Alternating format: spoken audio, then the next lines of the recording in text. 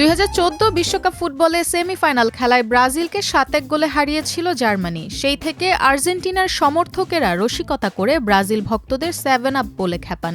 এবার ব্রাজিল ভক্তদের হাতে কোমল পানীয় 7 আপের বোতল তুলে দিলেন আর্জেন্টিনার সমর্থকেরা। বিষয়টি উপস্থিত অনেকের নজর কাড়ে এবং এ নিয়ে রসিকতা করতেও ছাড়েন না। মুহূর্তেই বিষয়টি সামাজিক যোগাযোগ মাধ্যমে ছড়িয়ে পড়ে। ঘটনাটি ঘটেছে 30 মে সকালে শরীয়তপুরের ভেদরগঞ্জ উপজেলার সখীপুর এলাকায়। ব্রাজিল ভক্তরা হলুদ জার্সি পরে মোটরসাইকেলের র্যালি নিয়ে বের হয়েছিলেন। সেই খবর পেয়ে আর্জেন্টিনার সমর্থকেরা রাস্তায় দাঁড়িয়ে ব্রাজিল ভক্তদের হাতে 7 আপের বোতল তুলে দেন।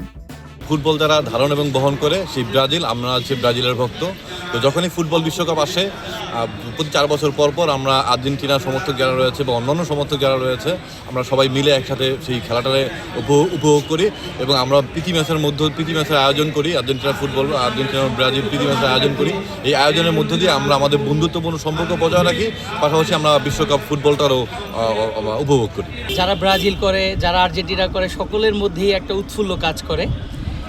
আমরা মোটরসাইকেল নিয়ে শোভাযাত্রা করি, বিভিন্ন খাবার দাবারের আয়োজন করি।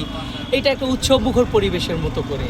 তো দিন শেষে আসলে যেই দলই করুক, আর্জেন্টিনা ব্রাজিল যারাই করুক, আমরা সবই একই সাথে দিন শেষে দেখা হয় আমাদের এবং সবাই একসাথেই থাকবো। এজন্য খেলাটাকে একসাথে উপভোগ করতে চাই, রেজাল্ট যেটাই হোক।